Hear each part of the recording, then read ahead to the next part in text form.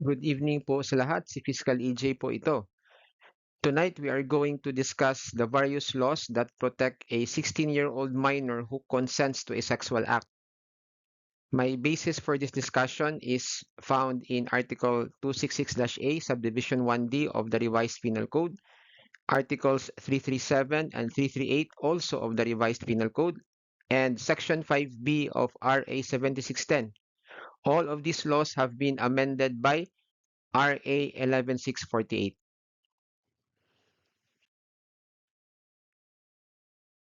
As you can see, no, I am showing in this slide the various age groups that we will use as our reference point in determining the particular laws that apply to a minor who gives consent to a sexual act.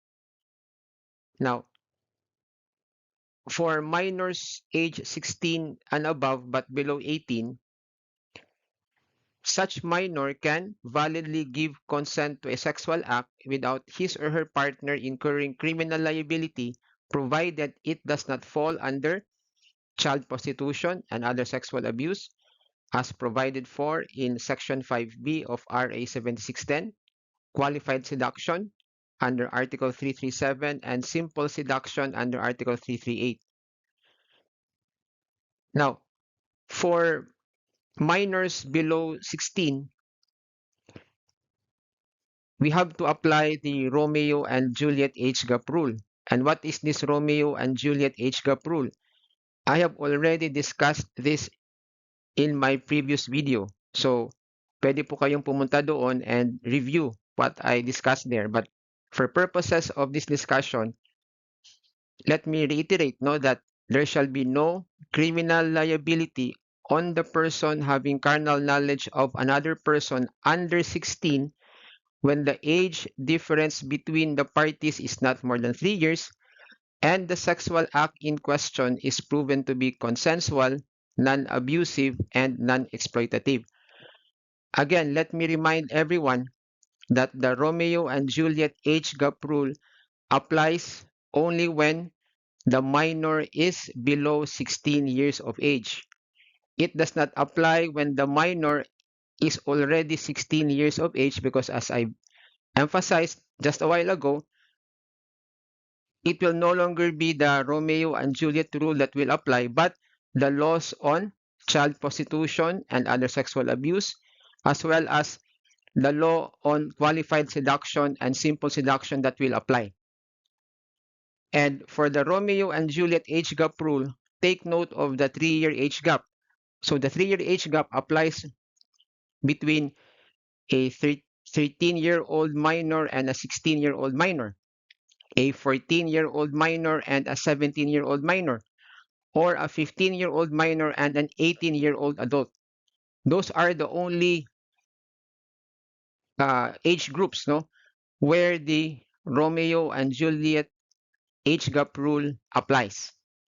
It does not apply to a case wherein the minor is 16 and the sexual partner is 19. That's a wrong understanding po of the 3-year age gap.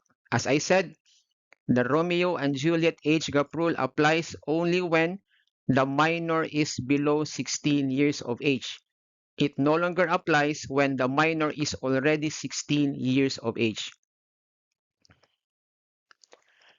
And also, you must take note that a person having carnal knowledge of another person under 13 years of age will be automatically liable for statutory rape or statutory acts of lasciviousness because that is what is provided for under Article 266-1D or 266-A Subdivision 1D of the Revised Penal Code. To repeat, 13 is the minimum age for determining the commission of statutory rape and statutory acts of lasciviousness, meaning to say, a person who has sexual intercourse with another who is under 13 will be automatically liable for statutory rape or statutory acts of lasciviousness. And here, the Romeo and Juliet age gap rule will no longer apply, meaning to say, even if there was consent, even if the sexual act is non-abusive and non-exploitative. The perpetrator will still be liable, or the sexual partner will still be liable for statutory rape.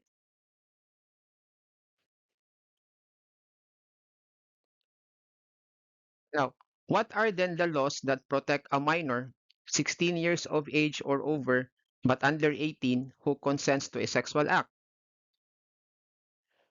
We have the law on qualified seduction under Article 337 of the Revised Penal Code as amended by RA 11648.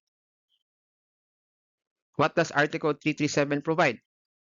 It states, and I quote, "The seduction of a minor 16 and over but under 18 years of age, committed by any person in public authority, priest, home servant, domestic, guardian, teacher, or any person who, in any capacity, shall be entrusted with the education or custody of the minor seduced, shall be punished by prisión correccional in its minimum and medium periods." Under the provisions of this chapter, seduction is committed when the offender has carnal knowledge of any of the persons and under the circumstances described herein.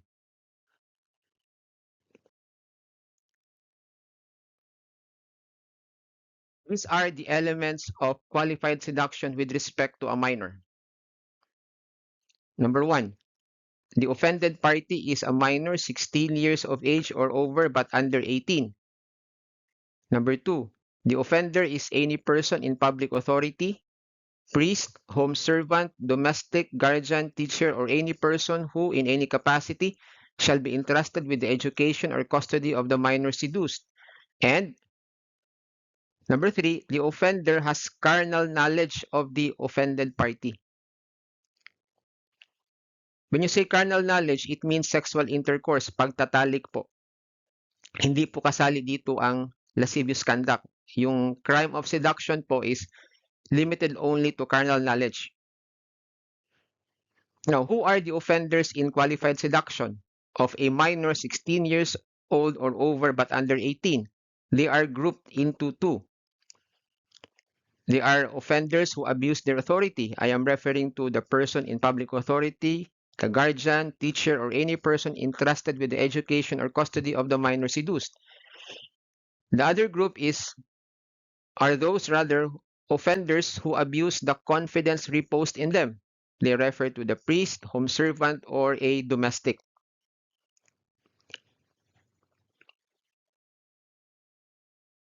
Here are some examples.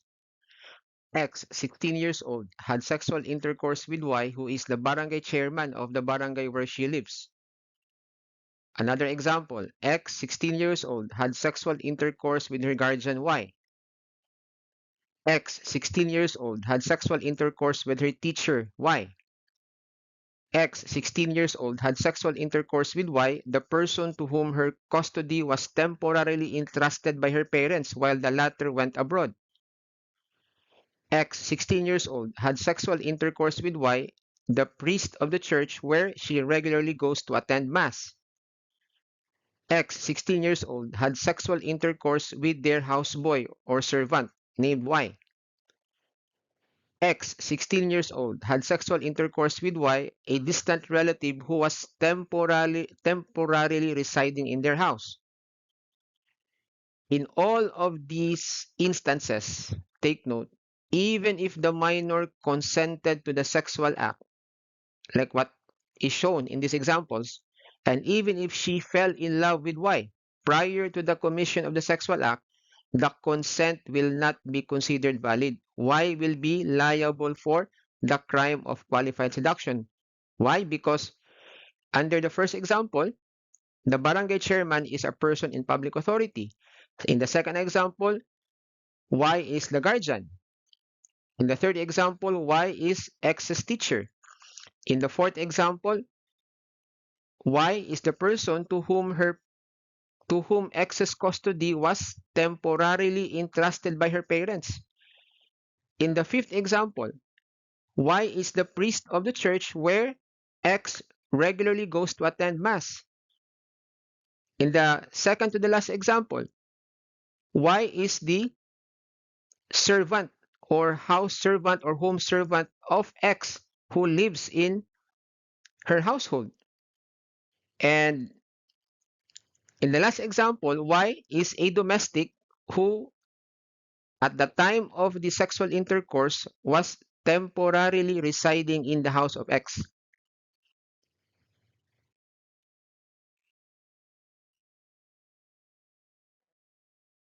Another is the crime of simple seduction, as provided for in Article 338 of the Revised Penal Code as amended by RA 11648. What does Article 338 provide? It states, and I quote, "The seduction of a minor 16 and over but under 18 years of age committed by means of deceit shall be punished by arresto mayor." These are the elements of simple seduction with respect to a minor.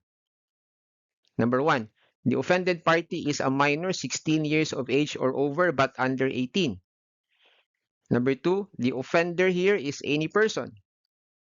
Number three, the offender has carnal knowledge of the offended party. And number four, the carnal knowledge is committed by means of deceit. Example, Y, 25 years old, succeeded in having sexual intercourse with his girlfriend X, 17 years of age, who believed in his promise that he would someday make her his wife. Here, even if the minor consented to the sexual act and even if she and Y are sweethearts, the consent is not valid. Y will be liable for the crime of simple seduction.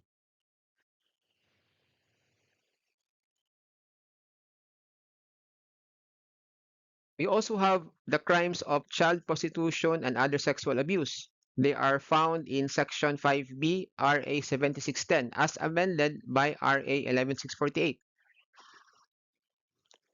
Section 5 provides children, whether male or female, who for money, profit, or any other consideration, or due to the coercion or influence of any adult, syndicate, or group, indulge in sexual intercourse or lascivious conduct, are deemed to be children exploited in prostitution and other sexual abuse. The penalty of reclusion temporal in its medium period to reclusion perpetua shall be imposed upon the following: those who commit the act of sexual intercourse or lascivious conduct with a child exploited in prostitution or subjected to other sexual abuse, provided that when the victim is under 16 years of age, the perpetrator shall be prosecuted under the Revised Penal Code for rape or lascivious conduct as the case may be, provided further that the penalty for lascivious conduct when the victim is under 16 years of age shall be reclusion temporal in its medium period. These are the elements of the crime of child prostitution. Number one, the offender commits the act of sexual intercourse or lascivious conduct. Number two, the act is performed with a minor who indulges in sexual intercourse or lascivious conduct for money or profit. And number three, such minor is 16 years of age or over but under 18. Example, X, 16 years of age, agreed to have sex with Y provided the latter pay her the amount of 3,000 pesos. Y then had sexual intercourse with X and paid her the said amount.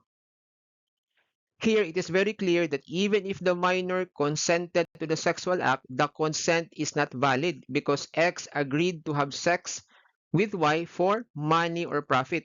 Y here will be liable for the crime of child prostitution.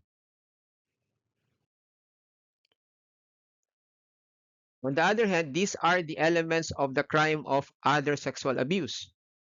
Number one, the offender commits the act of sexual intercourse or lascivious conduct. Number two, the act is performed with a minor who indulges in sexual intercourse or lascivious conduct due to the coercion or influence of any adult, syndicate, or group. And number three, such minor is 16 years old or over but under 18. Take note that sexual intercourse or lascivious conduct under the coercion or influence of any adult exists when there is some form of compulsion equivalent to intimidation, which subdues the free exercise of the offended party's free will. The intimidation here need not necessarily be irresistible. It is sufficient that some compulsion equivalent to intimidation annuls or subdues the free exercise of the will of the offended party. The law does not require physical violence on the person of the victim. Moral coercion or ascendancy is sufficient, as ruled in the case of Mendoza versus People. For example, Y, 25 years old, saw X, 16 years old, stealing the cell phone of their neighbor Z. In fact, Y was able to take a video using his cell phone of the incident. Y then asked X to have sex with him. X initially refused but later on agreed to have sex with Y after the latter threatened to report the theft to Z. Here, there was some form of compulsion equivalent to intimidation that subdued X's will. Her consent to the sexual act, therefore, is not valid. Y will be liable for the crime of other sexual abuse. Another example. X's father was charged of a crime in the sala of Judge Y. When, when Judge Y saw X, who was 16 years old at the time, and he saw X because X attended one of the hearings of his father's case, the judge told X that he would dismiss the case of her father if she would agree to have sex with him. X agreed, and the judge eventually succeeded in having carnal knowledge of X. Here, while the intimidation made by the judge was not necessarily irresistible as X could have refused, still there was some form of compulsion equivalent to intimidation that subdued X's will. Her consent to the sexual act, therefore, will not be considered valid. Y will be liable for the crime of other sexual abuse.